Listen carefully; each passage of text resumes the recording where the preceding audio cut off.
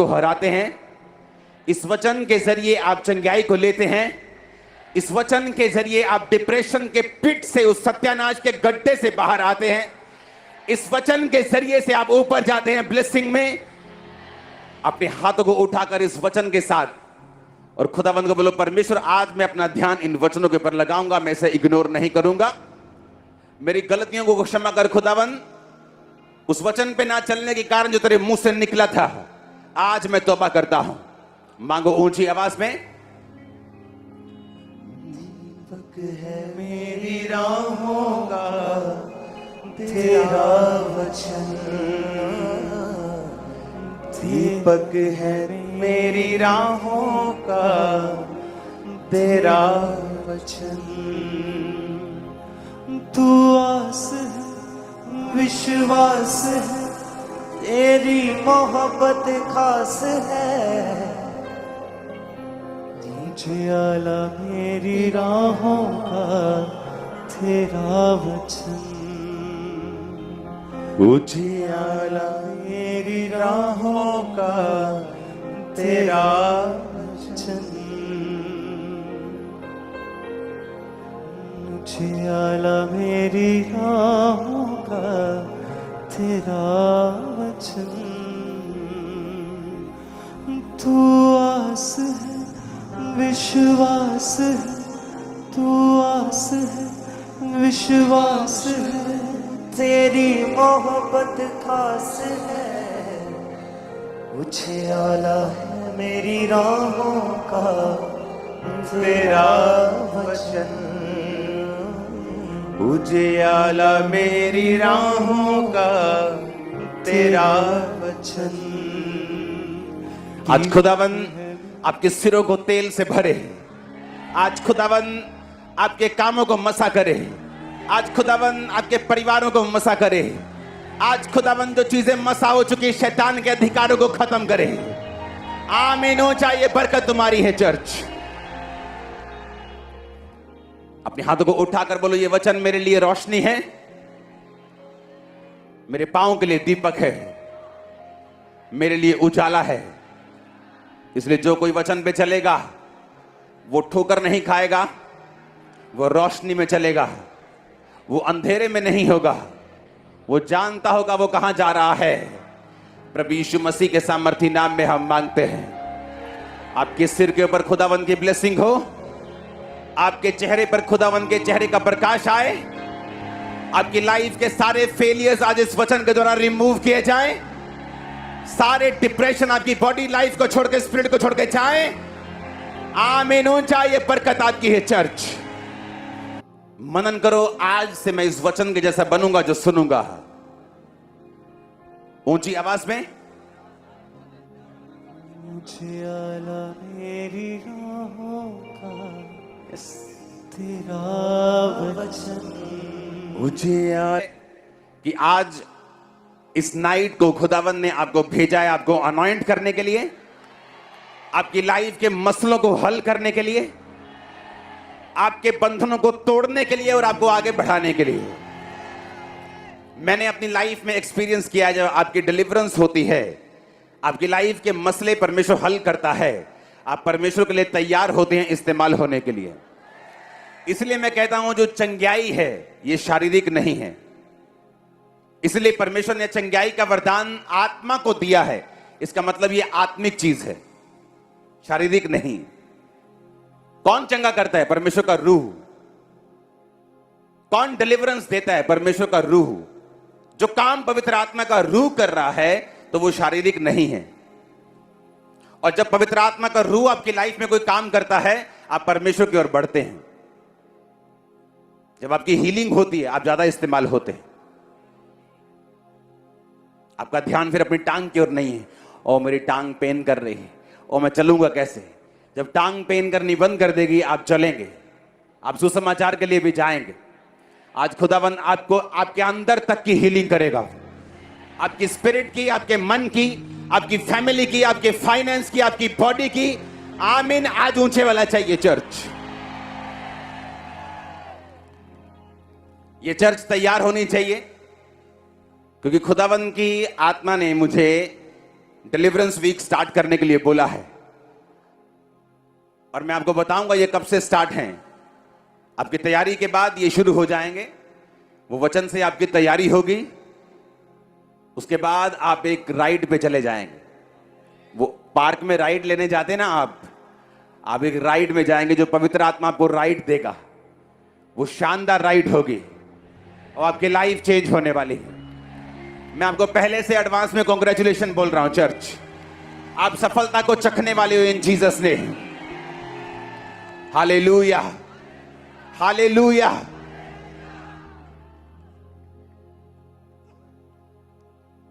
अब Thursday Sunday तैयारी के साथ आना है आपको, जब भी आपको आना है।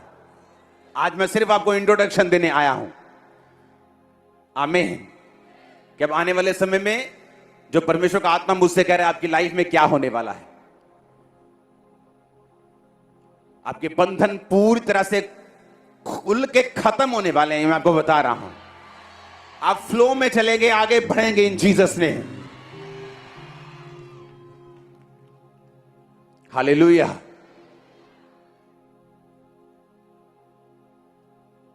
वचन को पढ़ेंगे उत्पत्ति 49 उसकी 1 से 12 आयत, उत्पत्ति 29 उसकी 31 से 35 आयत। यीशु मसीह जब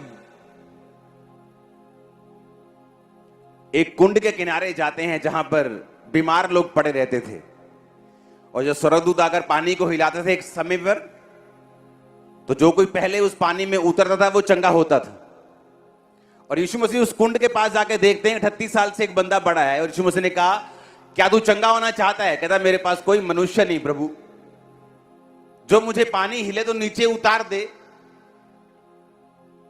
और मैं चंगा हो जाऊं। परमेश्वर ने कहा क्या तू चंगा होना चाहता है? उसने कहा मेरे पास कोई इंसान नहीं। यीशु मसीह ने उसको बोला उठ, अपनी खाट उठा, और बाइबल कहती वो हील हुआ। और जब वहां भीड़ पड़ गई कि ये क्या हुआ, कि पानी तो हिला नहीं, ये बंदे चंगे कैसे हो रहे हैं, तो यीशु मसीह भीड़ से हट गए। तो उसको मालूम नहीं था कि मुझे किसने चंगा किया है। और बाद में जब प्रभु यीशु मसीह उसे मिले तो परमेश्वर ने कहा अब फिर से पाप मत करना, ऐसा ना हो इससे भारी मुसीबत तेरी लाइफ पे आए, अब फिर से तू कोई भी गुनाह जो है वो मत करना। अब उसे समझ आया कि उसकी लाइफ की जो सफरिंग्स थी, उसके पास एक भी मनुष्य नहीं था। किसी ने तो उसे पैदा किया होगा, कोई तो उसका चाचा होगा, मामा होगा, लेकिन कोई भी उसके पास नहीं था। क्योंकि बाइबल ऐसा कहती है पाप जब आपकी लाइफ में आता है वो आपको कट करता है, आपको कम करता है, आपको घटाता है, आपकी लाइफ से चुराता है, घात करता है और नष्ट करता है। क्योंकि उसकी लाइफ में अगर एक आम सा भी आदमी हो तो उसके भी 50-60 रिश्तेदार होते हैं। और एक बंदा ड्यूटी लगा सकता है कि भाई साहब मेरे 50 रिश्तेदार हैं, आप लोग साल में 2 दिन मुझे दे दो, तब भी एक साल में 100 दिन उसके पास कोई ना कोई रहता। लेकिन उसके पास एक भी मनुष्य नहीं था, क्योंकि बाइबल कहती है उसकी लाइफ की जो बीमारी थी वो पाप के कारण उसकी जिंदगी में आई थी। और जब परमेश्वर ने कहा फिर से पाप मत करना, इसका मतलब अगर मैं आपसे कहूं कि फिर से पाप ना करना, तो आपको मालूम होगा कि आपने पहले कौन सा पाप किया था। आप नहीं बोलेंगे प्रभु कौन सा पाप। अगर परमेश्वर उसको कह रहे थे फिर से पाप मत करना, तो इसका मतलब उसको मालूम था कि कौन सा गुनाह करके वो फंसा है। नहीं तो वो पूछता प्रभु किस पाप की तुम बात कर रहे हो, कि मैं शराब ना पीऊं, मैं व्यभिचार, कौन सा पाप। उसे मालूम था कि एक पाप के कारण वो फंसा है। पाप कम करता है। उसके रिश्तेदार चले गए, फाइनेंस उड़ गया, बिजनेस चला गया, परिवार चला गया, पत्नी, बच्चे, भाई, कोई भी नहीं है अभी उसके पास। क्यों? क्योंकि बाइबल कहती है जब पाप जिंदगी में आता है तो शैतान आता है, और शैतान चुराता है, घात करता है और नष्ट करता है। जब भी शैतान को आपको कम करने का दिल करता है, वो आपको कम नहीं कर सकता, क्योंकि आप परमेश्वर की संतान हैं। इसीलिए वो पाप की एंट्री आपकी लाइफ में करता है, और आपका ब्लू फिल्म देखने को मन करता है, शराब पीने को मन करता है, शरीर की इच्छाओं को पूरा करने का मन करता है, क्योंकि शैतान आपको नफरत करता है। वो चाहता है आप कम हो, आप घटाए जाएं, आप कम किए जाएं, बेइज्जत किए जाएं, अकेले रहें, मरते रहें। वो ये चाहता है और इसी में उसकी संतुष्टि है। और जीसस ने कहा शैतान चुराने, घात करने, नष्ट करने आया और मैं तुम्हें जीवन देने का आया और बहुतायत का जीवन देने के लिए आया। और इसलिए प्रभु यीशु मसीह ने जब उसे चंगा करके बोला फिर से पाप मत करना, ऐसा ना हो इससे भारी मुसीबत आए, तो उसको मालूम था जीसस क्राइस्ट कौन से पाप के बारे में बात कर रहे हैं। हालेलुया। और आज के बाद जब शैतान आपको पाप की ओर लेके जाए तो आपको मालूम होना चाहिए कि वो आपको कम करना चाहता है, कुछ चुराना चाहता है, कुछ एक हाथ से आपकी लाइफ में मीठा देके दूसरे हाथ से आपकी पूरी लाइफ को छीन लेना चाहता है आपकी जिंदगी से। आप जीते हुए भी मरे हुए होंगे इस धरती के ऊपर, ये शैतान चाहता है आपकी लाइफ में। हालेलुया। और परमेश्वर ने कहा फिर से पाप मत करना, ऐसा ना हो इससे भारी मुसीबत तेरी लाइफ में आए। हालेलुया। पूरी बाइबल भरी पड़ी है। शरीर का काम जब हुआ तो क्या हुआ?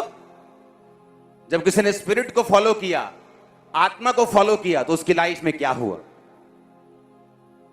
और बाइबल कहती है परमेश्वर हमें चॉइस देता है, हम पे थोपता नहीं है कि हम शरीर का काम भी चूज कर सकते हैं, चुन सकते हैं, और आत्मा का काम भी चुन सकते हैं कि हमें शरीर के अनुसार चलना है कि आत्मा के अनुसार चलना है। हालेलुया। लेकिन जो परमेश्वर आपको देना चाहता है वो इज्जत है, वो बरकत है, बढ़ोतरी है, ब्लेसिंग है, वो हीलिंग है, वो डिलीवरेंस है, परिवार की साल्वेशन है, जो वो आपको देना चाहता है। लेकिन उसको लेने के लिए हमें आत्मा को फॉलो करना पड़ेगा। याकूब ने अपने पुत्रों को यह कहकर बुलाया इकट्ठे हो जाओ और मैं तुमको बताऊंगा कि अंत के दिनों में तुम पर क्या क्या बीतेगा। जब इकट्ठे हुए तो बोला हे याकूब के पुत्रों इकट्ठे होकर सुनो और अपने पिता इज़राइल की ओर कान लगाओ। पहला पुत्र।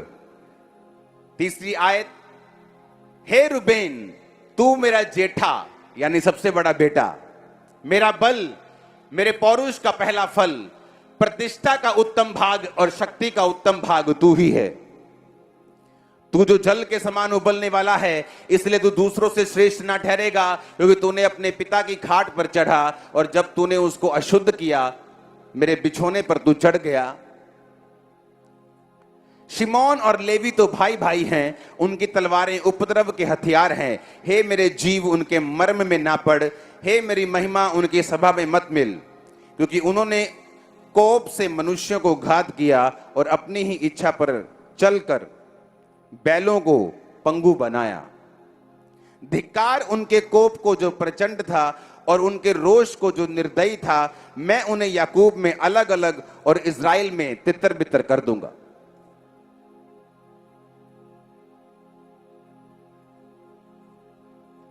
हालेलुया। उत्पत्ति 29 पढ़ेंगे साथ साथ ताकि आपको समझ आए ये कौन थे। जब यहोवा ने देखा कि लिया अप्रिय हुई, उसने उसकी कोख खोली पर राहेल बांझ रही। लिया गर्भवती हुई, उससे पुत्र उत्पन्न हुआ और यह कहकर उसका नाम रूबेन रखा, यहोवा ने मेरे दुख पर दृष्टि की है। 33 आयत, वो